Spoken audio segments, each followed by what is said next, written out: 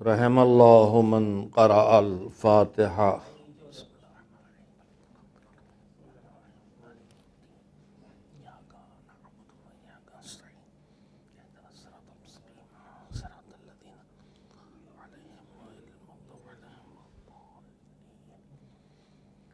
اعوذ باللہ من الشیطان اللعین الرجیم۔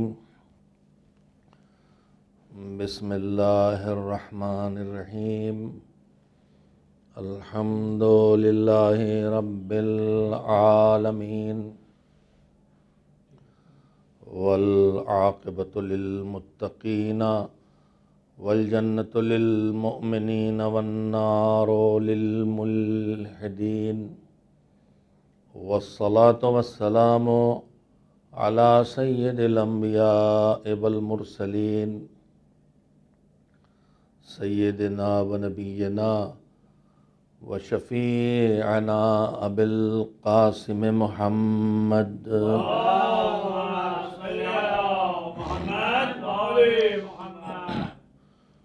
و آلہ الطیبین الطاہرین المعصومین المظلومین،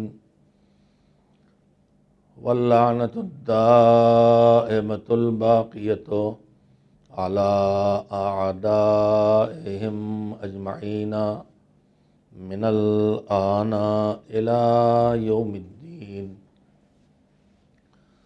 اما بعد، فقال رسول اللہ صلی اللہ علیہ وآلہ وسلم: ان لقتل الحسین حرارۃ فی قلوب المؤمنین لا تبرد ابدا۔ صلوات بھیجیں محمد والے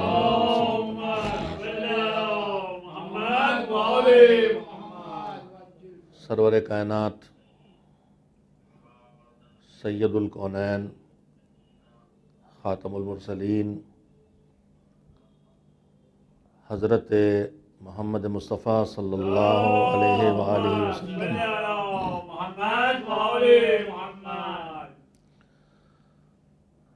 کہ ایک ارشاد کو جو کئی سچائیوں پر مشتمل ہے، اور وہ ایک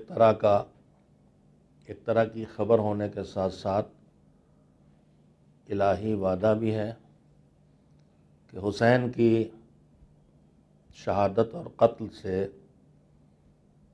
مومنین کے دلوں میں وہ حرارت، وہ گرمی، وہ تپش موجود ہوگی، میں پیدا ہوگی روز کہتا ہوں، لیکن آدمی روز کچھ نہ کچھ سیکھتا ہے۔ میں نے روز یہ ترجمہ کیا: انا لقتل الحسین حرارۃ فی قلوب المؤمنین، حسین کے قتل سے گرمی پیدا ہوگی۔ میرے خیال سے میں نے بے توجہی کی اب تک ترجمے میں، اور میری آواز ٹی وی کے ذریعے پوری دنیا میں جا رہی ہے، اور میری اصلاح کے لیے، اپنی اصلاح کے لیے میں اہل علم سے، اگر ان میں سے کسی کے پاس وقت ہو اور وہ سن رہے ہوں، اور خود اپنے شاگردوں سے بھی یہیں سے کہہ رہا ہوں، اللہ نے مجھے ایک ایسے ادارے سے وابستہ کیا جہاں ماشاءاللہ ایک بڑی تعداد اہل علم کی نئی نسل میں وجود میں آ چکی ہے، سینکڑوں کی تعداد میں ہمارے ہاں فاضل قم میں ہیں، اور الحمدللہ ان کی اکثریت صاحبان علم و عمل کی ہے۔ ہندوستان میں بھی بطور استاد، بطور مبلغ، خدمت گزاران دین کے طور پر کام کر رہے ہیں۔ میں اپنے ان سارے بچوں سے خاص کر کے کہوں گا کہ میں اپنی اصلاح کر رہا ہوں، اگر میں اب غلطی پر ہوں تو میری اصلاح اب کر دیں، اگر میں پہلی غلطی پہ تھا اب اصلاح کر رہا ہوں تو اس کی تائید کر دیں۔ میں نے اب تک ترجمہ یہ کیا ہے کہ ان لقتل الحسین حرارۃ فی قلوب المؤمنین لا تبرد ابدا، حسین کی قتل کے لیے کی وجہ سے مومنین کے دلوں میں حرارت پیدا ہوگی۔ آج میں اس کی اصلاح کر رہا ہوں، اس میں کہیں بھی ایک صلوات بھیجیں محمد وال محمد پر. بھائی پہلے سیٹ کر لیا کرو عزیز. آپ کی الجھن مجھے بھی الجھن کا شکار کر دیتی ہے. ایک اور صلوات بھیجیں محمد وال.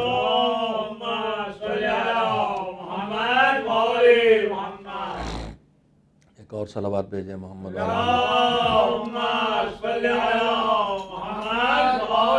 محمد.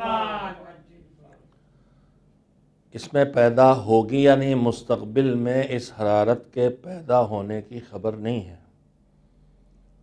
انا لقتل الحسین حرارتن، یہ مستقبل کی خبر نہیں ہے، یہ حال کی خبر ہے جو مستقبل تک جانے والا ہے. پیغمبر یہ فرما رہے ہیں کہ حسین کے قتل کی وجہ سے مومنین کے دلوں میں حرارت ہے. اور یہ میں ترجمہ اس لیے کر رہا ہوں کہ یہ تنہا غم حسین ہے کہ جو واقعے کے بعد نہیں منایا گیا ہے، واقعے کے پہلے سے منایا گیا ہے. شاید گرامر کے لحاظ سے بھی مجھے تائید حاصل ہوگی کہ انا کے ذریعے جو بات کہی جا رہی ہے وہ خبر ہے، اور خبر ماضی سے تعلق رکھتی ہے، مستقبل پر شامل ہو سکتی ہے.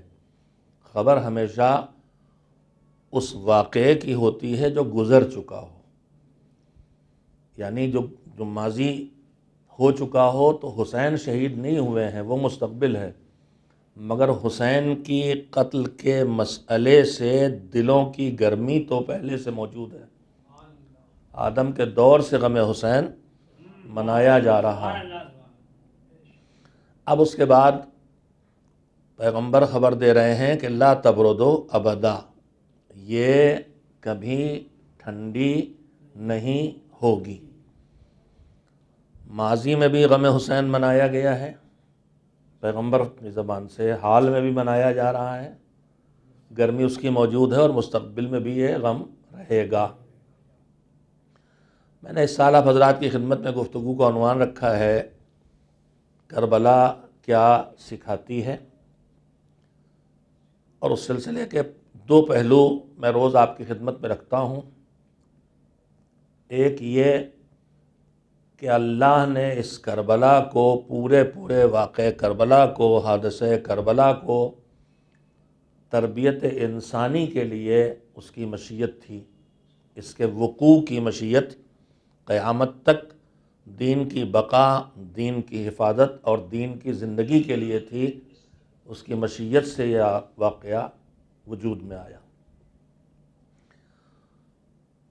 اور اللہ نے جتنا اہتمام کیا ہے کربلا کے لیے، اتنا اہتمام کم دکھائی دیتا ہے.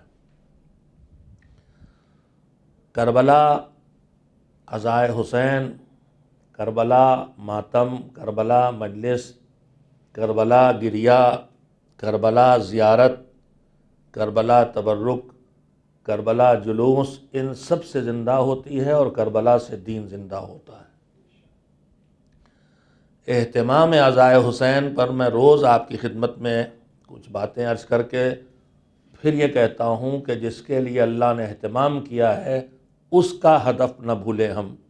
اگر اللہ نے کربلا کے واقعے اور عزائے حسین کے لیے، کربلا کے واقعے کی یاد اور عزائے حسین کے لیے اتنا اہتمام کیا ہے، تو پھر اس حادثے کے اہتمام کے پیچھے جو مقصد ہے وہی مقصد ہے جو حسین کا مقصد تھا.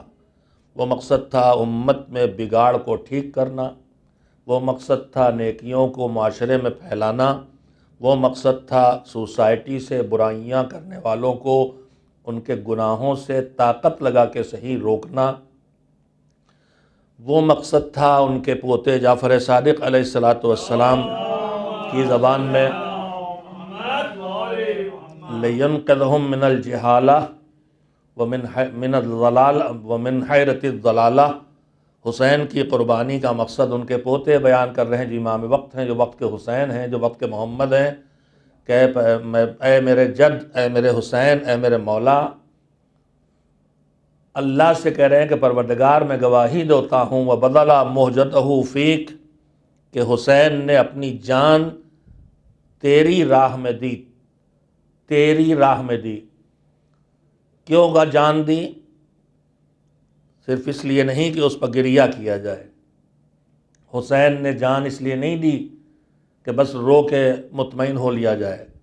لیستنقذ عبادک من الجہالہ، حسین نے مقصد قیام حسین دو مقاصد ہیں جو امام بیان کر رہے ہیں، چھٹے امام، لیستنقذ عبادک من الجہالہ، تاکہ تیرے بندوں کو، تیرے بندے چاہے جس مسلک کے ہوں، چاہے جس مذہب کے ہوں، چاہے جس دین کے ہوں، چاہے جس دھرم کے ہوں، چاہے تجھے مانتے ہوں چاہے تجھے نہ مانتے ہوں۔ پوتا کہہ رہا میرے دادا اٹھے تھے انسانوں کے لیے، مسلمانوں کے لیے نہیں، انسانوں کے لیے، اللہ کے بندوں کے لیے۔ کیا کرنا چاہتے تھے اللہ کے بندوں کے لیے؟ جہالت سے انہیں نکالنا چاہتے تھے، انہیں نکالنا چاہتے تھے جہالت سے، انہیں علم دینا چاہتے تھے، اور انہیں جیسے چوراہے پہ آدمی کھڑا ہو اور اسے کہیں جانا ہو اور اسے پتہ نہ ہو کہ مجھے کہاں جانا ہے، اور کوئی بتانے والا نہ ہو تو حیرت زدہ ہوتا ہے کہ کدھر جاؤں، کبھی ادھر پھر لگتا نہیں ادھر کبھی ادھر۔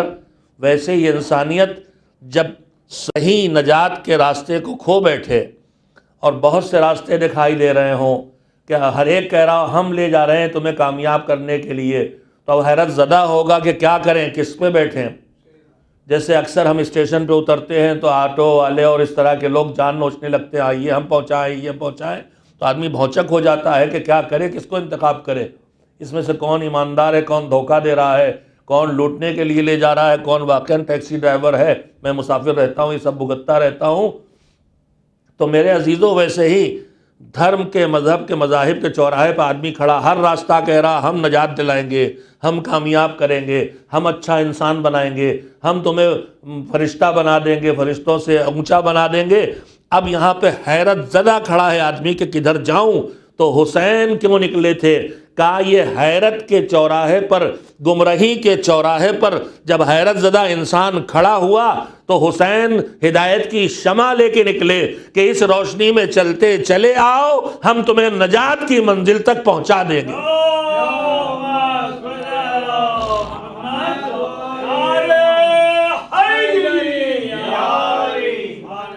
حسین کا جو مقصد تھا کربلا اسی مقصد کے لیے برپا ہوئی، اور کربلا ہمیں وہی سکھاتی ہے۔ میں روز ان باتوں کو دہرا رہا ہوں تاکہ 2 4 10 باتیں خالی الفاظ آپ کے ذہنوں میں رہ جائیں۔ کربلا ہمیں ایمان پہ آنا سکھاتی ہے، کربلا ہمیں شرک سے بچنا سکھاتی ہے، کربلا ہمیں چاہے جتنے ظاہری طاقت انسان سے چھن گئی ہو پھر بھی مقابلہ ظلم میں مضبوط کھڑا ہونا سکھاتی ہے، کربلا ہمیں اسباب و وسائل کے چھن جانے کے بعد بھی اعتماد کرنا، اللہ پر بھروسہ کرنا سکھاتی ہے، کربلا ہمیں ایمانداری سکھاتی ہے، کربلا ہمیں وحدانیت سکھاتی ہے، کربلا ہمیں توحید سکھاتی ہے، کربلا ہمیں جو فیصلہ جس وقت کرنا چاہیے کہ اس وقت میں کیا کروں، لڑوں یا لڑائی روک کے اول وقت نماز پڑھوں، اول وقت جماعت میں حسین کے ساتھ نماز پڑھوں، یا حسین کے آگے کھڑے ہو کے حسین کی حفاظت کروں، یہ سارے سلیقے کربلا سکھاتی ہے۔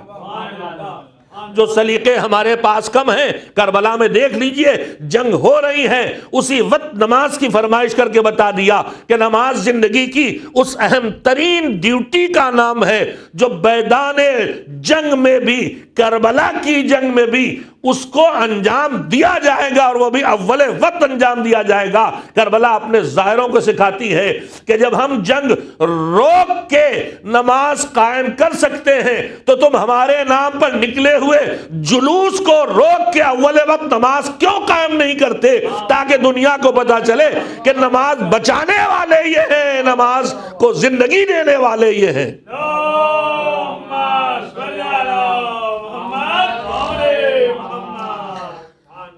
میں نے ایک بات روا روی میں آپ سے کہی، لیکن اب آپ کو روک کے کہنا چاہتا ہوں۔ دیکھیے ہمارے پاس اللہ کا دیا ہوا دین ہے، اس دین پہ ہمیں عمل کرنا ہے۔ ہر وقت ہمارے ذمے کچھ ایسے کام ہوتے ہیں جنہیں ہمیں کرنا ہوتا ہے، لیکن ہر کام کی گنجائش ہوتی ہے۔ ہمیں نماز بھی پڑھنا ہے، ہمیں مجلس بھی پڑھنا ہے، ہمیں مجلس بھی سننا ہے، ہمیں کھانا بھی کھانا ہے، ہمیں سونا بھی ہے، یہ سارے کام ہیں، مگر وقت کے اندر گنجائش ہے، یہ سارے کام ہم کر لیں گے۔ نماز بھی اول وقت پڑھ لی، مجلس میں بھی آ کے شروع سے بیٹھ گئے، کھانا بھی کھا لیں گے وقت پہ، سو بھی جائیں گے، کوئی ٹکراؤ کسی چیز میں نہیں۔ لیکن کبھی کبھی ایسے حالات پیدا ہوتے ہیں جب انسان کے ذمے کئی کام فریضے ایک ساتھ آ جاتے ہیں، اور اب اس کے لیے اس وقت یہ طے کرنا ہوتا ہے کہ اس میں سے میری اس وقت کی ڈیوٹی کیا ہے۔ مذہب میں اس کی بے حساب مثالیں، جو بہت پرانی مثال میں وہی آپ کے سامنے دہراتا ہوں۔ میں نماز پڑھ رہا ہوں مسجد میں، وہیں پرانے مسجدوں میں حوض بنے ہوتے تھے۔ اب چلیے اس پرانی مسجد کی بات چھوڑ دیجیے، ہم نماز پڑھے گئے تھے پکنک میں، عورتیں بچے مرد عورت سب تھے، کسی لیک کے کنارے، کسی جھیل کے کنارے، کسی پاؤنڈ تالاب کے کنارے، کسی ندی کے کنارے۔ نماز وقت ہو گیا، ہم لوگ جماعت قائم کر لی۔ اسی وقت ایک بچہ کھیلتے ہوئے پانی میں چلا گیا، ڈوبنے لگا۔ اب میں تو نماز، ہم سب نماز پڑھ رہے ہیں اور بچہ ڈوب رہا۔ نماز توڑنا حرام ہے ایک طرف، بچے کو جان بچانا واجب ہے ایک طرف۔ اب یہ کریں گے تو یہ گیا، یہ اپناتے ہیں تو وہ گیا، نماز توڑتے ہیں تو بچہ بچ جائے گا مگر نماز ٹوٹ جائے گی، اور نماز پوری کرتے تو بچہ ڈوب جائے گا۔ یہاں کیا کرنا ہے مجھے؟ تو یہیں پہ مذہب سلیقہ عمل سکھاتا ہے کہ اب یہاں دیکھنا پڑے گا کہ کون سا عمل زیادہ قیمتی اور ضروری ہے، اسے انجام دیا جائے، اور وہیں سے فیصلہ ہوگا کہ سارا مذہب تو اسی انسانی زندگی کے لیے آیا ہے، لہذا زندگی پہلے بچائی جائے گی، وہ کام تو پھر بھی بعد میں قضا ہی سے ہی انجام پا جائے گا۔ تو یہ ایک سلیقہ ہوتا، اور اس سلیقے کے ہمارے پاس ہے کمی، ہمارے پاس اس سلیقے کی ہے کمی۔ میں اس کا ایک نمونہ دے دوں آپ کو۔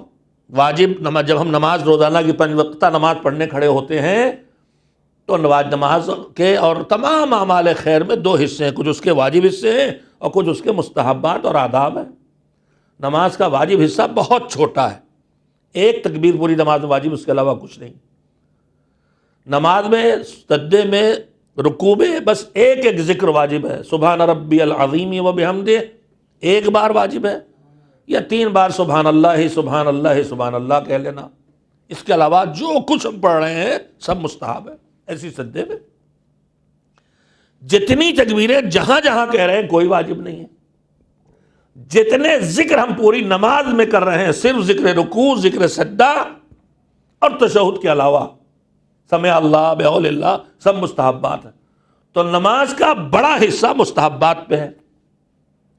نماز سے پہلے اذان و اقامت بھی پوری مستحب ہے، اس سے پہلے وضو بھی، وضو میں خالی کہتے ہیں جب ہم لوگ بولتے ہیں آپس میں جب ٹرین وین پہ ہے، بھیا ذرا 3 چلو کی وضو کرو، جلدی سے آ جاؤ، 3 چلو کی وضو کر کے، 3 چلو کی وضو مطلب ایک منہ پہ چلو ڈالا دھو لیا، ایک دانا ہاتھ، ایک بایاں ہاتھ، سر کا مسا، پیر کا مسا، قصہ ختم۔ اگر مستحبات کرتے تو کتنے چلو ہو جاتے؟ 9 چلو ہوتے کم سے کم، بلکہ 11 ہو جاتے۔ 2 چلوؤں سے ہاتھ، البتہ ہاتھوں کا چلو سے دھونا شرط نہیں ہے، ہاتھوں کو گٹے تک دھونا ہے۔ اب بھی ہم دیکھتے ہیں لوگ نل میں بھی چلو سے لے کے دھوتے ہیں، وہ چلو کی مجبوری تب تھی جب لوٹے ڈھونگے سے کر رہے تھے۔ شریعت میں چلو نہیں ہے، ناک میں پانی لینا آپ چلو سے لیں چاہے کٹوری سے لیں، اب آپ کو عجیب لگے گا۔ ہاتھ کو دھونا ہے، آپ ڈونگے سے پانی ڈالیں چاہے چلو سے ڈالیں چاہے سیدھے نل کے نیچے کر کے دھو لیں، چلو پورے وضو میں کہیں نہیں ہے۔ پھر وہیں سے بحث شروع ہوتی کہ چہرہ 1 بار دھونا ہے، پھر 2 بار دھونا ہے، پھر 3 مرتبہ باطل ہے۔ تو اب یہ کتنے چلو ہے ہی نہیں ہے، دھونا ہے اصل موضوع۔ 1 بار دھلنا، آپ کا چہرہ جو بڑے وہ ظاہر بڑے صاف ستھرے چہرے ہوتے ہیں، 1 چلو یہ دھل جائے گا، میرا ایسا جنگلی 1 چلو تو یہ اوپر ہی اٹک کے رہ جائے گا جنگل کی شاخوں میں جڑ تک۔ تو چلو بہرحال مسئلہ نہیں، بات لمبی نہ ہو جائے تو وضو میں بھی واجب ہے 3 چہرہ دھونا، دونوں ہاتھوں کو کوہنی سے انگلیوں کنارے تک دھونا، اور اس کے بعد سر کا مسا، پیر کا مسا، باقی سب مستحب ہے۔ اب یہ مستحبات ان کی انتہائی درجہ تاکید ہے۔ جو صرف واجب نماز بچے ہم نے ایک جگہ بہت پہلے پڑھا تھا، تو ایک ڈاکٹر صاحب آئے، کہنے لگے 2 بچے میرے جوان نہیں تھے، کم سن تھے، نٹ کھٹ ٹائپ، کہنے لگے مولانا کل سے آپ نے ان کو کیا سکھا دیا ہے؟ آپ کہہ رہے مولانا نے بتایا واجب نماز مستحب ہے، واقعی ہم تو واجب ہی پڑھ رہے ہیں، گناہ تھوڑی ہو رہا، بتائیے۔ تو ہم نے ان کو بلایا، ہم نے ان سے کہا بیٹا مرغ دیکھا ہے تم نے؟ ہاں دیکھا ہے۔ تو کوئی چڑیا وڑیا کا نام لیا جو ان کے یہاں پلی ولی تھی، طوطا ہوتا جو وہ کون، لو برڈ، ہم نے لو برڈ دیکھی ہے؟ ہم کہا ہاں پلی ہمارے یہاں۔ ہم نے کہا ادھر ادھر گفٹ میں کبھی دینے جاتے ہو؟ کہا ہاں، ایک دوسرے کو دیتے بھی ہیں۔ ہم نے کہا یہ لو برڈ ہے، اس کے پر سب نوٹ ڈالو، اس کا اصلی وجود اس کی ہڈیاں، اس کا گوشت ہے، وہ لے جا کے گفٹ میں دو، کسی کو تو لے گا۔ انہوں نے کہا نہیں، یہ تو دیکھنے میں برا لگے گا، نچے ہوئے پروں والی چڑیا لے کے آ گئے، گندی لگے گا، ہاتھ بھی نہیں لگائیں گے۔ تو ہم نے کہا بس یہ نماز بھی بغیر آداب و مستحبات کے وہی نچے پروں والی چڑیا ہے۔ تو میں یہ بتا رہا ہوں، یہ جانکاری بھی واجب ہے ہمارے اوپر، مگر یہ ضرورت کے وقت پر۔ تو مستحب اور واجب سے مشتمل ہمارا پورا نظام ہے۔ ہماری عادت ہو گئی نماز وضو مکمل الحمدللہ انجام دیتے ہیں، نماز کی دعائیں اور تکبیر کی دعائیں اور 7 تکبیریں جو مستحب ہیں اور جو وضو میں دعائیں ہیں، ساری چیزیں کر کے انجام دیتے ہیں۔ اب جو اس کو کر کے انجام دیتے ہیں تو نماز، ہمارا وضو نماز سب مثلا 2 رکعت کے 20 منٹ ہو جائیں گے وضو سے لے کے نماز تک کے۔ اب اگر ہمارے پاس سلیقہ عمل نہیں ہے تو گڑبڑی کیا ہوگی؟ نماز صبح کے لیے اول وقت اٹھتے تھے، اتفاق سے رات میں دیر میں سوئے، اتفاق سے آنکھ کھل گئی ہے اور اب خالی 2-4 منٹ باقی ہیں نماز صبح قضا ہونے میں۔ اب اگر ہم اپنی عادت والا وہی کریں گے جو ہماری عادت ہے، سلیقے کے بغیر، تو وہی لمبا وضو، وہی لمبی نماز، وہی لمبی اذان، وہی لمبی اقامت، تو نتیجہ یہ ہونے والا ہے کہ ہماری نماز شروع ہونے سے پہلے ہی وقت ختم ہو جائے گا خالی وضو اور اذان اقامت میں۔ تو یہ بے شعور اور بے سلیقہ عبادت ہو جائے گی۔ سلیقے کی عبادت یہ ہے کہ اس وقت میری ڈیوٹی کیا ہے، اس وقت آپ کی ڈیوٹی نہ اذان ہے نہ اقامت ہے، اس وقت مستحبات کے وسعت وضو بھی نہیں، 3 چلو کو وضو، بلکہ شریعت یہ کہتی ہے اگر وضو میں زیادہ ٹائم لگتا ہے تو تیمم، غسل میں نماز قضا ہو جائے گی تو تیمم، مگر نماز ادا۔ تو یہ سلیقہ عمل بھی مذہب کا ایک حصہ ہے۔ میں ایک لفظ بول رہا ہوں بار بار کہ کربلا ہمیں سلیقہ عمل بھی سکھاتی ہے، صرف عمل نہیں سکھاتی، سلیقہ عمل بھی۔ مذہب ہمیں سلیقہ، میں نے یہ چیپٹر اپنا دوسری مجلس کی گفتگو میں رکھا تھا جہاں میں نے عقیدہ و عمل کی گفتگو کی ہے کہ عمل کے ساتھ ساتھ کیا چیزیں ہیں جو ضروری ہیں، ان میں سے ایک ہے سلیقہ عمل۔ خالی عمل کوئی کر لینا کافی نہیں ہے، مگر بات یہاں آ گئی تو کربلا ہمیں سلیقہ عمل سکھاتی ہے۔ اب ذرا توجہ دیں آپ، میدان جہاد میں بھری جنگ کے بیچ میں اول وقت آتے ہی ابو ثمامہ سیداوی، اول وقت ہے نماز کا، آپ کے پیچھے زندگی کا آخری نماز پڑھ لیں، حسین نے دعا دے دی۔ دعا دینا ہی بتا رہا ہے کہ اگر ابو ثمامہ کو جو دعا میدان جنگ میں ملی تھی وہ دعا تم حسین سے مانگنا چاہتے ہو تو تم بھی اپنے جذبات پہ قابو کر کے، چاہے تمہارا جلوس ہو چاہے مجلس ہو، نماز کا وقت آئے تو مصلی بچھا دو تاکہ کہہ سکو مولا ابو ثمامہ کی سیرت پہ عمل کر کے ہم نے اول وقت مصلی بچھا دیا ہے، آپ اپنے کرم کا دسترخوان پھیلا کے ہمارے لیے بھی دعا کر دیں کہ ہمارا شمار بھی نمازیوں میں ہو جائے۔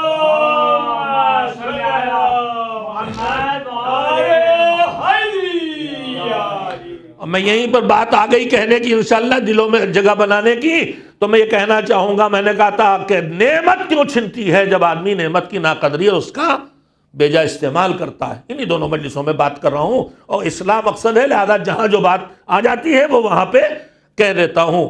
میرے عزیزو، اب ہم جو دوبارہ انشاءاللہ آزاداری کو آزادی ملے گی، یہ بیماری بہت دن تو نہیں چلے گی، دنیا اس طرح بند تو نہیں رہے گی، کھلنا اس کو ملے گی آزادی انشاءاللہ۔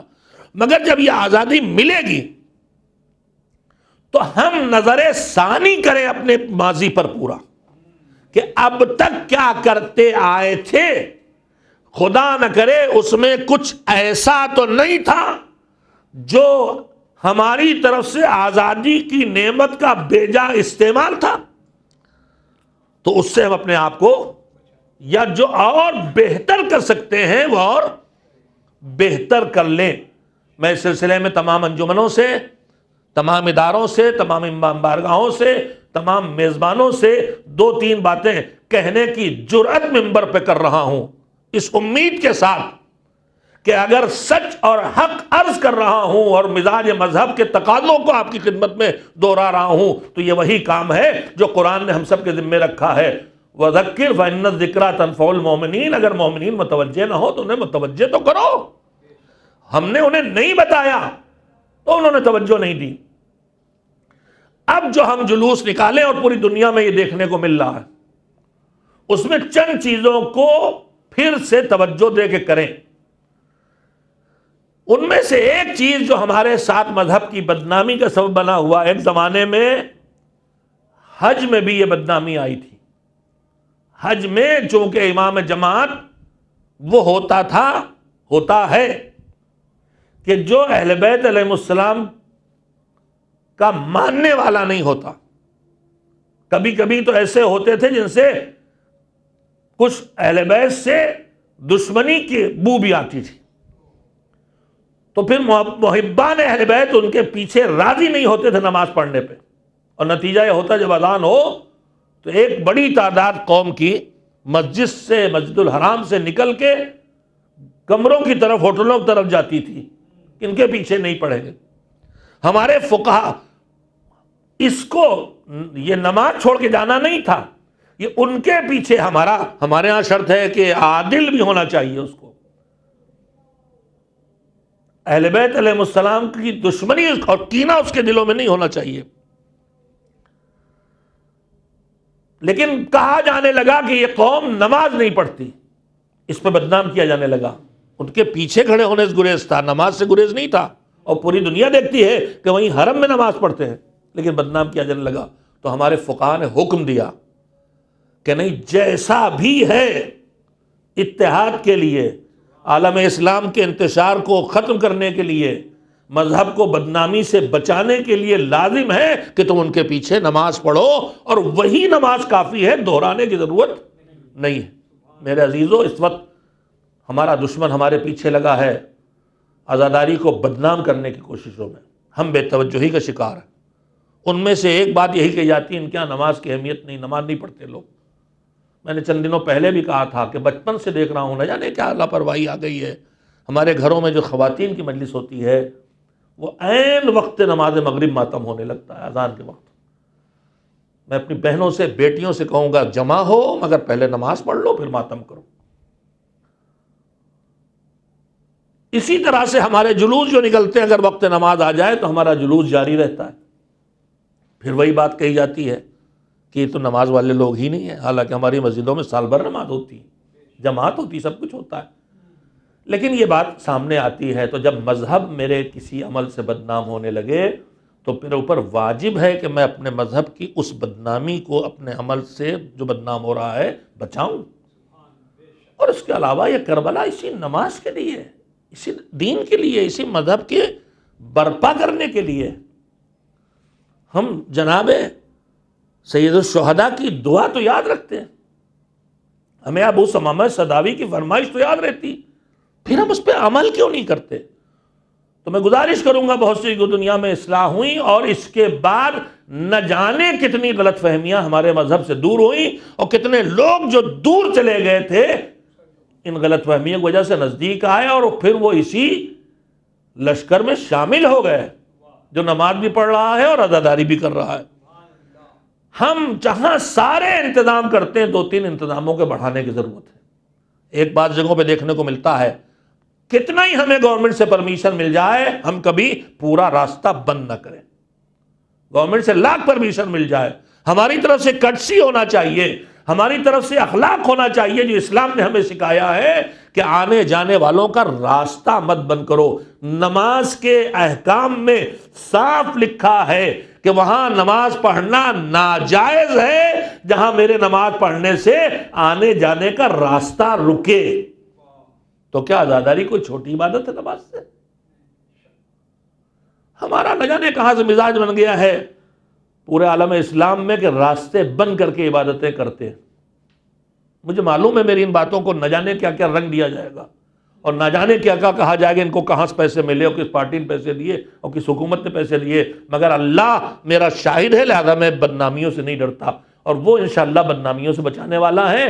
میرے عزیزو، کسی طرح بھی اللہ راضی نہیں ہے کہ ہم دوسرے کو ڈسٹرب کر کے اپنا کوئی کام انجام دیں، یہ ہمارے مذہب کا خلاصہ ہے۔ لہذا ہم رسیاں لے کے چلیں، ہمارے انجمنوں میں والنٹیئرز ہوں جو رسیاں باندھ کے راستہ بنائیں، اور ایک چھوٹا سے راستہ پوری دنیا میں اب ہو رہا ہے، ہم بھی کریں گے، لیکن ہم پیچھے پیچھے چلتے ہیں۔ یورپ امریکہ کے باشعور مومنین نے یہ سارے کام اپنا لیے ہیں، مگر ہم 10 سال پیچھے چلتے ہیں، 10 سال پیچھے آپ کا چلیں، اس سے اچھا ہے آج سے اپنا لیں۔ آپ پر 1 سال پابندی لگی ہے، اب آنکھیں کھول کے چلیں، اگلے سال جب جلوس نکلے تو دنیا کہے یہ تو بدلے ہوئے لوگ ہیں، یہ تو ایمبولینس کو جگہ دے رہے ہیں، یہ تو راہ چلتے ہوئے لوگوں کو پانی پلا رہے ہیں، یہ تو راستہ بنا کے عزاداروں کے درمیان سے گزار رہے ہیں۔ ورنہ ہم میں اور ان میں کیا فرق رہ جائے گا، جو اپنے پیسے اور دولت کے زوم میں باراتیں لے کے نکلتے ہیں اور اس کے بعد پورے راستے بند کر دیتے ہیں، اور کوئی گزرے تو گالم گلوچ کرنے لگتے ہیں۔ ہم میں ان میں فرق تبھی تو سامنے آئے گا جب کوئی آنے لگے تو ہم کہیں، اپنے والے کو کنارے کر کے کہیں انہیں جانے دیجئے۔ ایک یہ انتظام، دوسرا انتظام یہ ہونا چاہیے کہ ہم کرتے بھی ہیں، جیسے سبیلے لگاتے ہیں ویسے جلوس کے راستوں میں جگہ جگہ لمبے جلوس ہوتے ہیں اور انتظام ہوتا ہے، مجھے پتا ہے، لیکن اس پر سب مل کے توجہ دیں۔ جگہ جگہ ہمیں ایسے ٹھکانے بنانا چاہیے جہاں آدمی اپنے ضرورتوں کو پورا کر سکے، باتھ روم جا سکے، وضو کر سکے، اور پھر جہاں وقت نماز آئے وہاں مصلی بچھا کے۔ بمبئی میں ایک جلوس میں کم سے کم میرے اطلاع میں ہے کہ یہ عمل الحمدللہ ہو رہا ہے، لیکن ہم کوشش کریں کہ پوری دنیا میں ہم جہاں جلوس نکال رہے ہیں اول وقت نماز قائم کریں، تاکہ ابو ثمامہ سوداوی کو جو دعا ملی تھی سید امام حسین سے، اس دعا کے حقدار ہم بھی بن جائیں۔ ایک صلوات بھیجیں محمد و آل محمد۔ میں نے ذرا سلیقہ عمل سکھاتا ہے کربلا، پوری سکھاتی ہے کربلا، پوری زندگی میں ہمارے سلیقہ عمل کی کا قائل ہے ہمارا مذہب۔ ہم سے، ہمارے دین سے زیادہ کون سلیقہ سکھاتا ہے؟ آپ غور کریں، کھانا کھانے میں بیٹھو کیسے، کھاؤ کیسے، چباؤ کتنا، لقمہ کتنا بڑا توڑو، ہاتھ سا کون سے استعمال کرو، نگاہیں کہاں رکھو، اس حد تک باریکیاں ہیں ہمارے مذہب میں۔ تو پھر ایک سلیقہ عمل ہے، اور یہ فیصلہ کرنا کہ اس وقت مجھے کیا کرنا چاہیے۔ کربلا میں ابو ثمامہ اول وقت نماز کی فرمائش کرتے ہیں، امام حسین دعا دے کے بتاتے ہیں کہ یہ جو فرمائش ہے ابو ثمامہ کی، یہ پسندیدہ حسین ہے۔ لیکن جب نماز قائم ہوتی ہے تو اب دوسرا حکم مذہب آ جاتا ہے، اور وہ حکم مذہب میں اس طرف لانا چاہتا تھا آپ حضرات کو۔ دوسرا حکم مذہب یہ آتا ہے، یہ کہلاتی ہے فقہ کی زبان میں نماز خوف، یعنی جب جنگ گھمسان کی جنگ چل رہی ہے تو اس میں بھی جب نماز آئے گی تو فوج کو نماز پڑھنا ہے، لیکن اگر پوری فوج نماز پڑھنے لگے گی تو دشمن نیست و نابود کر دے گا۔ لہذا وہاں حکم دیا گیا کہ فوج کو بانٹا جائے، کچھ لوگ نماز پڑھیں اور کچھ دشمن کا مقابلہ کریں، اور ان نمازیوں کی دشمن سے حفاظت کریں۔ اور اس میں بھی نماز پڑھنے والوں کے لیے بھی شرط رکھی گئی کہ اسلحے کے ساتھ نماز پڑھیں۔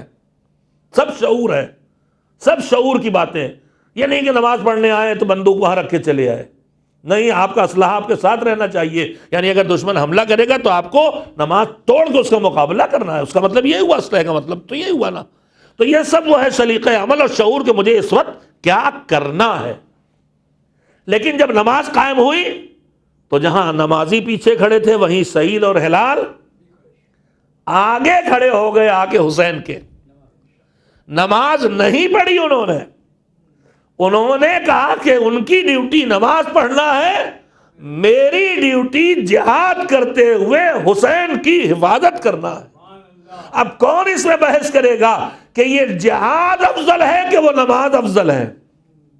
کون بحث کرے گا؟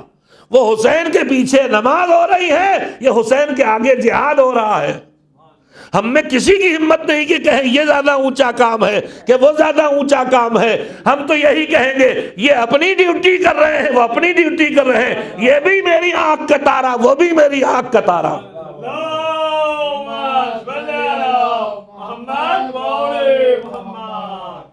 بعض روایات کے مطابق یہی وہ لمحات تھے کہ جب دشمن نے کچھ آ کے ایسی بیہودہ باتیں کی تھی کہ جناب حبیب ابن مظاہر نے کہا مولا مجھے لڑنے دیجئے، اور حسین نے اجازت دی۔ اسے دلیل بنایا جاتا ہے کہ نماز چھوڑ دی حبیب نے، مگر ہم نہیں جانتے حبیب نے نماز نہیں پڑھی، اپنی ڈیوٹی کی ہے، اور حسین نے ان کو فقیہ کہا تھا، بر وقت فیصلہ لینا کہ اس وقت میری ڈیوٹی کیا ہے۔ لڑنے والے کی ڈیوٹی لڑنے کی ہے، اور نماز باقی کی نماز کی ڈیوٹی ہے۔ حسین کے زیر نگرانی اور زیر سرپرستی یہ سارے فیصلے ہو رہے ہیں۔ وہ جا کے میدان میں لڑیں گے، وہاں روکیں گے، یہ حسین کے سامنے کھڑے ہوں گے، یہاں تیروں کو روکیں گے، یہ نماز پڑھیں گے۔ یہ سب اپنے اپنے فریضوں کو انجام دے رہے تھے، نہ ان میں کوئی یہ کہا جائے گا یہ اونچا ہے، نہ کہا جائے گا یہ نیچا ہے، یہ بھی افضل ہے، یہ بھی افضل ہے۔ بھئی یہ بحث ختم کر دو کہ عزاداری افضل ہے کہ نماز افضل ہے۔ یوں کہو کہ عزاداری بھی افضل ہے، نماز بھی افضل ہے۔ نماز افضل ہے اس لیے کہ عزاداری اس کو بچانے آئی ہے، اور عزاداری افضل ہے اس لیے کہ نماز کو بچاتی ہے۔ صلوات بھیجے محمد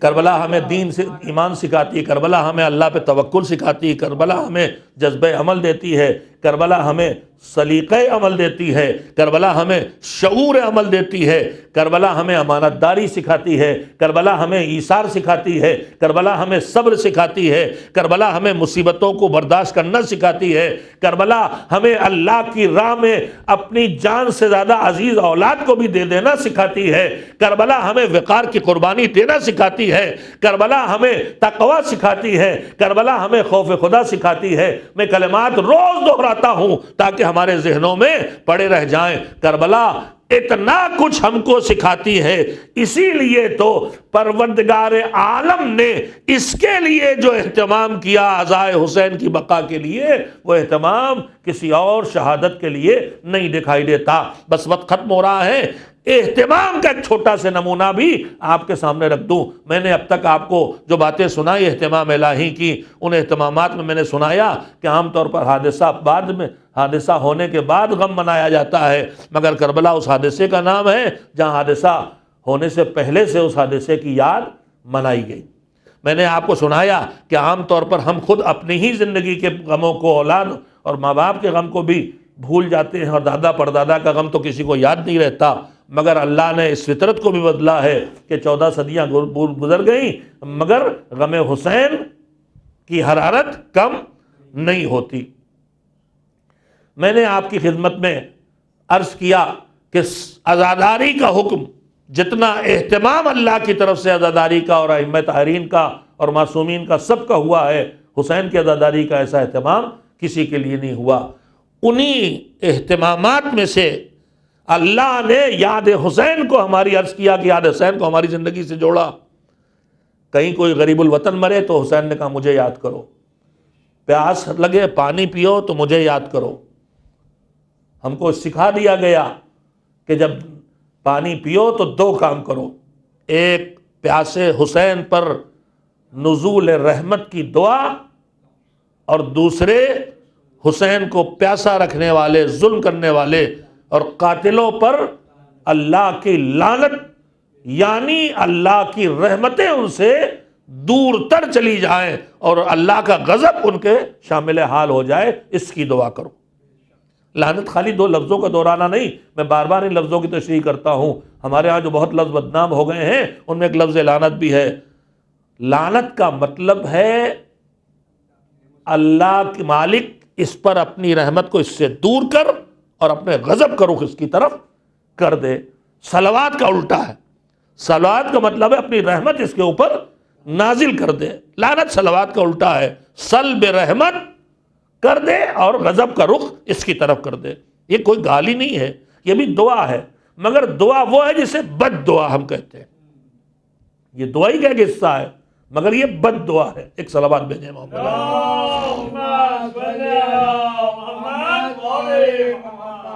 انہی اہتمامات میں سے کہ حسین کی یاد تمہاری زندگی سے نکلنے نہ پائے، پانی پیو تو یاد کرو، غریب الوطن کو دیکھو تو یاد کرو، پھر جب بھی یاد آ جائے حسین وہیں کربلا کا رخ کر کے ایک اشارہ کر کے کہو السلام علیکہ یا ابا عبداللہ، دور سے بھی یاد کرو، قریب پہنچ کے آنکھوں سے زیارت کا جو شرف ہے وہی ہم تمہیں عطا کر دیں گے۔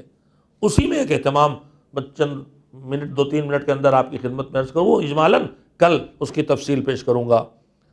آپ یہ بتائیے سال بھر جتنے اعمال ہم آپ انجام دیتے ہیں، اللہ نے تو روز گنجائش رحمتوں رکھی ہے، لیکن رحمتوں کی گنجائش خصوصی اوقات میں بڑھاتا شب جمعہ، ہر ہفتے شب جمعہ، پھر ہر مہینے کی مختلف تاریخیں آتی ہیں، کبھی شب قدر ہے، کبھی شب عاشوراء ہے، کبھی شب بعثت ہے، کبھی رمضان کی پہلی رات ہے، تو کبھی رمضان کی 18ویں رات ہے، تو کبھی رمضان کی 27ویں رات ہے، تو کبھی رمضان کی آخری رات ہے، کبھی شب عید ہے، نہ جانے سال بھر 13 رجب ہے اور 27 رجب ہے اور غدیر ہے اور مباہلہ ہے، ہر موقع پر اللہ نے مغفرت کی سیل لگا دی، رحمت و مغفرت کی سیل لگا رکھی اس نے۔ ان مواقع پر مختلف اعمال روایات میں آئے، سال بھر آپ جو اعمال انجام دیتے ہیں الگ الگ دنوں میں، کبھی کوئی سورہ، کبھی کوئی سورہ، کبھی کوئی سورہ پڑھنے کو ملتا ہے، کبھی کوئی دعا، کبھی کوئی دعا، کبھی کوئی دعا پڑھنے کو ملتا ہے۔ آپ دیکھیں جیسے جیسے دن تاریخ اعمال کے آتے ہیں، آپ ان اعمال پر نظر ڈالیں، سال بھر کے اعمال جو آپ ہم سب پڑھتے ہیں المنک سے اور مفاتیح الجنان سے، اور جو کتابیں دعاؤں کی چھپی ہیں، تو سال بھر اعمال کرنے والے دیکھتے ہیں مختلف دنوں میں مختلف تاریخوں میں اعمال کی دنیا میں اعمال ہیں، ان میں غم کی تاریخیں بھی آتی ہیں، ان میں خوشی کی بھی آتی ہیں۔ شب عاشور مثلا غم کی تاریخ، اس میں بھی تلاوت ہے، اس میں بھی دعائیں ہیں، اس میں بھی نماز ہے۔ شب غدیر، روز غدیر، خوشی کی بے انتہا خوشی کی تاریخ۔ شب قدر 23 رجب، 23 رمضان کی شب، خوشی کی تاریخ ہے، قرآن کے نزول کی تاریخ ہے۔ بعثت، مگر آپ دیکھیں گے، توجہ دیں، ہم سے کہا گیا کہ ہمارے شیعہ ہماری مٹی سے بچے ہوئے لوگ ہیں، ہماری خوشی میں خوش ہوتے ہیں اور ہمارے غم میں رنجیدہ ہوتے ہیں۔ اس کا مطلب کیا ہوا کہ جب ان کی خوشی ہو تو پھر ہم خوش ہوں، رنجیدہ نہ ہوں، اور جب ان کا غم ہو تو ہم رنجیدہ ہوں، پھر ہم خوش نہ ہوں۔ مگر میں آپ سے ایک بات کہوں گا، زیادہ وقت نہیں لوں گا، کہ یہ بتائیے کہ سال بھر کے اعمال میں خوشی کا موقع ہو چاہے غم کا موقع ہو، سورے بدلتے ہیں کہ اب یہ سورہ، اب وہ سورہ، اب وہ سورہ، نمازیں بدلتی ہیں، ایسے نماز، ویسے نماز، ویسے نماز، دعائیں بدلتی ہیں، یہ والی دعا، وہ والی دعا، وہ والی دعا، سب بدلتا ہے، مگر ایک چیز نہیں بدلتی، پورے سال کے اعمال میں، چاہے وہ خوشی کی تاریخ ہو چاہے غم کی، حسین کی زیارت ضرور ہوتی ہے۔ اگر آپ نے اب تک غور نہیں کیا، آپ غور کیجئے گا، پورے سال کے اعمال میں چاہے خوشی کی تاریخ ہو چاہے غم کی، اس میں حسین کی زیارت ضرور ہوتی ہے۔ یہ میرا مالک انتظام کر رہا ہے کہ تم جب خوشی کی تاریخ ہو تو غم اپنا نہ منانا، اور ہمارے عادیوں کا غم بھی نہ منانا، بس اس خوشی کو منانا جو خوشی کی تاریخ ہے، مگر حسین کے غم کو ہم تم سے الگ نہیں کرنا چاہتے، لہذا خوشی کی تاریخ بھی ہو تو حسین کا غم منانا ہے۔ مگر ہر قانون کے اندر کبھی کبھی ایک استثناء ہوتی، بس بات کو ختم کر رہا ہوں، پورے سال چاہے خوشی کی تاریخ، چاہے عید الفطر، چاہے عید الاضحیٰ، حسین کی زیارت۔ عید الفطر سے بڑی خوشی نہیں مسلمانوں میں، حسین کی زیارت۔ حسین زیارت کرو گے، رو گے بھی، گریہ بھی کرو گے، تو خوشی میں غم آ گیا کہ نہیں آ گیا؟ حسین کا غم ہر جگہ پہنچا دیا، مگر مالک نے، اے علی والو سنو، بعثت کی شب میں بھی حسین کی زیارت ہے، نزول قرآن کی شب میں بھی حسین کی زیارت ہے۔ کیا کہنا چاہتا ہوں، توجہ دے، سارے سال دیکھ ڈالو، شب قدر، بعثت، خوشی کی انتہائی عروج کی تاریخیں ہیں، مگر حسین کی زیارت یعنی غم ہے۔ مگر اللہ نے ایک خوشی کی تاریخ ایسی رکھی ہے جس میں غم کو شامل نہیں کیا ہے، اور وہ ہے ذی الحجہ کی 18 تاریخ عید غدیر، کہ اس میں حسین کی زیارت بھی نہیں رکھی ہے۔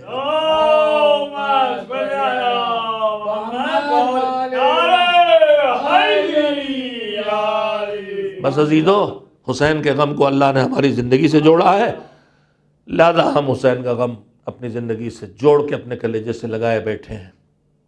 تاریخیں آتی ہیں اور اس تیزی سے محرم کی تاریخیں گزرتی ہیں کہ ایک دم سے ہمیں لگتا، ارے آج 7 محرم کی شب آ گئی۔ 7 محرم کی شب کا مطلب یہ ہے کہ کل صبح سے خیموں میں پیاس اپنے عروج پہ پہنچ جائے گی، جب ان خیموں میں بچہ پیاسا ہے۔ اب یہاں اصغر کو پلانے کے لیے پانی باقی نہیں، یہاں سکینہ کے لیے بھی پانی باقی نہیں۔ اور انہی تاریخوں میں ان شہداء کی خصوصیات شروع ہو جاتی ہے کہ جن کی ماؤں نے، جن کے بابا نے ان کو پالا ہی تھا کربلا کے لیے، جن کو کربلا کے لیے تیار کیا گیا تھا، ان میں سب سے بڑا، سب سے پہلا نام حضرت ابوالفضل العباس کا آتا ہے۔ اور جب یہ نام آ جاتا ہے تو ہمارے ذہنوں سے اور نام نکل جاتے ہیں، مگر ایسا نہیں ہے۔ کربلا کے کچھ اور مجاہد بھی تھے کہ جن کا وجود ان کے ماں باپ کے دلوں کی تمنا تھی کربلا کے لیے۔ ان میں سے ایک وجود کا نام ہے قاسم ابن الحسن۔ جب امام حسن علیہ السلام کو زہر دیا گیا ہے اور بار بار زہر کے بعد آخری بار جو زہر ملا تو اتنا شدید حملہ اس نے کیا کہ خون کی قے ہوئی مولا کو، اور اس خون کی قے میں کلیجے کے ٹکڑے نکل آئے۔ گھر والے سارے جمع ہوئے، بہنیں بھی جمع ہیں، بچے بھی جمع ہیں، بھائی بھی، جوان بھائی موجود ہیں، بھائی موجود ہیں ماشاءاللہ، محمد نفیہ بھی ہیں، ابوالفضل عباس بھی ہیں، حسین بھی ہیں۔ بھیا کے کلیجے کے ٹکڑوں کو دیکھ کے تڑپے امام حسین اور آواز دی کہ میرے بھیا یہ کس کا ظلم ہے؟ امام نے نہیں خبر دی کہ کس کا ظلم ہے، مگر حسین کی بے چینی کو دیکھ کے امام نے جملہ کہا، امام حسن نے، کہ بھیا بے شک یہ بڑا مشکل کا دن ہے تمہارے لیے، مشکل کا وقت ہے ہمارے لیے، مگر ولا یوم کا یوم کا یا ابا عبداللہ، یہ ساری مصیبتیں گزر گئی، بابا مارے گئے، اماں چھنی، مگر میرے بھیا وہ مشکل دن جو تیرا مشکل دن آنے والا ہے، وہ مشکل دن یہ مشکل دن نہیں ہے۔ لا یوم کا یوم کا یا ابا عبداللہ، ابو عبداللہ، میرے بھیا، یا ابو عبداللہ کنیت کے ساتھ، لقب کے ساتھ پکارنا احترام کے لیے ہوتا ہے، اور یہ احترام کبھی کبھی چھوٹوں سے آدمی محبت کی شدت میں کرتا ہے، جیسے ہم بھیا کہتے ہیں، جو ویسے ہی حسین کی وجہ ابو عبداللہ کہنا، یہ حسین کی تنہائی کو یاد کر رہے ہیں امام حسن۔ لا یوم کا یوم کا یا ابا عبداللہ، ابو عبداللہ تمہارا دن جو آنے والا ہے، ایسا دن تو کسی کی زندگی میں نہیں ہے۔ کون دن؟ قربانیوں کا دن۔ کون دن؟ گود کے پالوں کا دن۔ حسین کے لیے کون سا دن آنے والا ہے ان کے بھیا کے علم میں ہے، انہیں متا ہے کہ میں نہیں رہوں گا، لہذا ساری فکر یہ ہے کہ میری طرف سے کون ہوگا۔ ہم دو شہیدوں کا ذکر پڑھتے ہیں عام طور پر کتابوں میں، امام حسن کے دو بیٹے، ایک جناب قاسم ابن حسن اور ایک جناب عبداللہ ابن حسن، لیکن مجھے پڑھنے کو ملا پڑھتے پڑھتے کہ امام حسن کے تین بیٹے تھے سب سے، جو کربلا میں آئے اور شہید ہوئے۔ ایک جناب قاسم ابن الحسن جو سب سے بڑے تھے، سن 50 میں امام حسن کی شہادت ہو گئی ہے، سن 60 میں کربلا ہے، 14 سال کے قاسم ہیں، باقی دونوں ان سے بھی چھوٹے ہیں۔ تو میرے عزیزوں، وہ دوسرے دونوں کا نام عبداللہ ہے، عبداللہ الاکبر اور عبداللہ الاصغر۔ عبداللہ اصغر کی شہادت کی کیفیت ہمارے علم میں ہے۔ عبداللہ الاکبر شہید ہوئے تھے جناب قاسم کی شہادت سے پہلے، عبداللہ اصغر بعد میں شہید ہوئے ہیں، عبداللہ اکبر پہلے شہید ہوئے ہیں۔ یعنی جیسے حضرت ابوالفضل العباس کے 3 بھائی شہید ہوئے تھے تو تینوں بھائیوں کی لاش ابوالفضل نے اٹھائی تھی، اسی طرح سے قاسم شامل ہو گئے اس غم میں کہ میں بعد میں شہید ہوں گا، پہلے اپنے بھیا کی لاش میں دیکھوں گا۔ امام حسن کے فرزند قاسم سے چھوٹے ہیں، وہ شہید ہوئے، اس کے بعد جناب قاسم شہید ہوئے ہیں، اور پھر عبداللہ اصغر شہید ہوئے ہیں۔ میں انشاءاللہ 2 مجلسیں، دونوں شہادتیں ان میں پڑھوں گا، مگر اس وقت میں یہ عرض کرنا چاہتا ہوں کہ کوفے کے ٹمٹماتی ہوئی چراغ کی روشنی میں جب دنیا سے امام حسن مجتبیٰ جا رہے تھے اور حسین کی بے چینی کو دیکھ رہے تھے تو ان کے دماغ میں ایک بے چینی تھی کہ میرا بیٹا، میرا بچہ کربلا میں میری طرف سے میری نیابت کرے، میرا بھیا کربلا میں اکیلا نہ رہے، اور اس طرح نمائندہ بنا کے انہوں نے حسن کو معین کیا تھا۔ تاریخ آگے بڑھی، عاشور کی شب آئی، خیام حسینی میں عبادتیں برپا ہونے لگیں، التش کی آوازیں بچوں کی آ رہی ہیں۔ ایک مرتبہ حسین نے اپنے سارے لشکر کو جمع کیا اور اس کے بعد کہا، یہ دنیا جو ہمیں یہاں لے آئی ہے، یہ لشکر میری جان کا دشمن ہے، تم سے ان کا کچھ لینا دینا نہیں ہے، اب کل جنگ ہوگی، جانے جائیں گی، ہم اپنی بیعت تمہارے سر سے اٹھائے لیتے ہیں۔ کوئی نہیں ہٹا، پورا واقعہ آپ کے سامنے ہے، چراغ تک بجھا دیے، میرے کنبے والوں کو لے کے چلے جاؤ، تمہیں حیا آتی ہے تو روشنی گل کیے دیتا ہوں، میری نگاہ نہیں پڑے گی کون جا رہا ہے، ایسے اچھا نہیں لگتا تو میرے کنبے کی کسی فرد کا انگلی پکڑ کے لے جاؤ، تاکہ جب کوئی پوچھے کہ تم چھوڑ کے چلے آئے تو کہہ سکو ہم چھوڑ کے نہیں آئے، حسین کے اس بچے کو بچانے کے لیے آئے ہیں، حسین کے اہل حرم کو لے کے آئے ہیں۔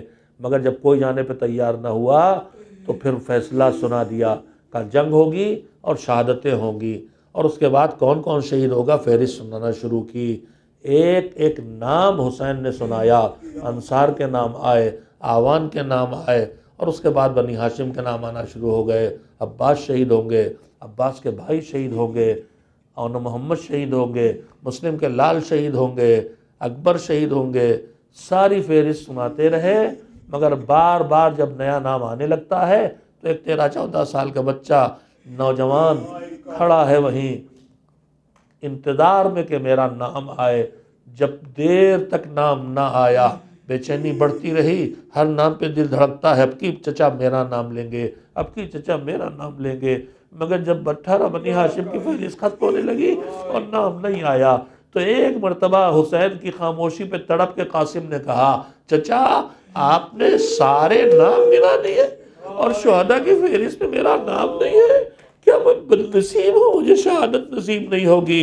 حسین نے سیدھا جواب نہیں دیا، کہا بیٹا یہ بتا موت ہے کیسی؟ کہا بابا یہ چچا یہ پوچھتے ہو تو سنو، شہد سے میٹھی مزیدار چیز کوئی دنیا میں نہیں، اور شہد سے زیادہ میٹھی چیز میرے لیے موت ہے۔ یہ اعلان کرنے کے بعد حسین نے کہا بیٹا تو ہی نہیں شہید ہوگا، تیرے 6 مہینے کے بھیا اصغر کا نام بھی فہرست شہداء میں ہے۔ اپنا نام سن کے قاسم مطمئن ہوئے تھے، اصغر کا نام سن کے تڑپے، چچا یہ کیا کہا؟ ارے میں تو گھوڑے پہ بیٹھ کے سج کے تلوار لے کے جا کے لڑوں گا، شہید ہوں گا، مگر میرا بھیا تو 6 مہینے کا ماما کی گود میں ہے، ارے کیسے مرے گا، کیسے شہید ہوگا؟ چچا ارے کیا ظالم خیموں میں آ کے میرے بھیا کو شہید کریں گے؟ حسین نے دیکھا اس جوان کے دل میں اتنی قوت نہیں ہے، کہا نہیں بیٹا اصغر کو تو میں میدان میں لے کے جاؤں گا، وہاں شہید ہوں گے۔ حسین نے نہ بتایا کہ اصغر تو وہاں شہید ہوں گے مگر کربلا کے میدان میں خیمے لٹیں گے۔ اجرکم اللہ۔ قاسم مطمئن ہو گئے، قاسم مطمئن ہو گئے، مگر اب ہوا کیا ہے؟ اب ہوا یہ ہے کہ صبح سے جب سے اجازت مل رہی ہے میدان جنگ میں جانے کی تو ہر بار قاسم آتے ہیں کہ چچا مجھے جانے کا موقع ملے، اور ہر بار حسین کہتے ہیں تم تو میرے بھیا کی نشانی ہو، تمہیں کیسے جانے دوں؟ صبح سے شام دوپہر ہو رہی ہے، حبیب کا لاش آ گئی، مسلم کی لاش آ گئی، قاسم امید لگائے بیٹھے ہیں جب انصار شہید ہو جائیں گے مجھے لڑنے کو مل جائے گا، مگر مسلم کے بچوں کے جنازے آ گئے اور محمد کی لاشیں آ گئیں۔ ارے اب وہ نوبت ہے کہ یا چچا عباس لڑنے جائیں یا اکبر لڑنے جائیں، اور جب پوچھتے ہیں حسین کہہ دیتے ہیں تم تو میرے بھیا کی نشانی ہو۔ بس ایک مرتبہ جا کے گوشے میں بیٹھ گئے، ماں نے دیکھا میرا بچہ مایوس بیٹھا ہے، کہا کیا ہوا بیٹا؟ کہا اماں بدنصیبی ساتھ نہیں چھوڑتی، 3 سال کی عمر میں بابا دنیا سے چلے گئے، یتیم چھوڑ گئے، چچا نے گود میں لے کے پال لیا، مگر شہادت کی امید لگائے کربلا آیا، ہر ایک کو شرف شہادت مل رہا ہے، میں محروم شہادت ہوں۔ ارے ایک مرتبہ فرما نے کہا بیٹا جب تمہارے بابا دنیا سے جا رہے تھے تو ایک تحریر دے کے کہا تھا قاسم کے بازو پہ باندھنا اور اس سے کہنا جب اس پہ مشکل وقت آئے تو اس وقت اس تحریر کو کھول کے دیکھ لے۔ قاسم نے کہا اماں شکریہ، اس سے بڑا مشکل وقت کیا آئے گا؟ کیا آئے گا کہ دنیا کو شرف شہادت ملے، میں محروم شہادت ہوں۔ بس جلدی سے بازو کھولا، اس میں لکھا تھا اے بھائی تیرے اوپر تیرے بھائی کا سلام، میں کربلا میں نہیں ہوں گا، میری طرف سے یہ قربانی قبول کر لینا۔ قاسم دوڑ کے گئے، ہاتھ جوڑ کے نگاہوں کے سامنے امام کے کھڑے ہو گئے، مگر امام نے جان بوجھ کے نظریں چار نہ کی، پھر یہ کہے گا مجھے جانے دو۔ جدھر امام نے نگاہیں کی ادھر قاسم گئے، اب جب نہیں دیکھا امام نے تو امام کے ہاتھوں کو چومنا شروع کیا، کبھی دامن کو چوما، کبھی ہاتھوں کو چوما۔ چچا حسین پھر بھی متوجہ نہ ہوئے، قلبوں میں سر کے قدم چومے۔ چچا چچا اٹھا کے لے جلیا بیٹا کہیے لو بابا کی تحریر، مجھے میدان میں جانے کی اجازت دو۔ بے کس حسین اب کیسے روکے، کلیجے سے بھتیجے کو لگایا، دونوں اتنا روئے کہ دس کھا کے گر پڑے۔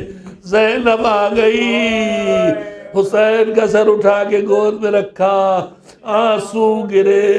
بھیا اب یہ قربانی بھی بارگاہ خدا میں پیش کر دو، قاسم کو مقتل میں جانے دو۔ وَسَيَعْلَمُ الَّذِينَ ظَلَمُوا أَيَّ مُنْقَلَبٍ يَنْقَلِبُونَ۔ أَلَا لَعْنَةُ اللَّهِ عَلَى الْقَوْمِ الظَّالِمِينَ۔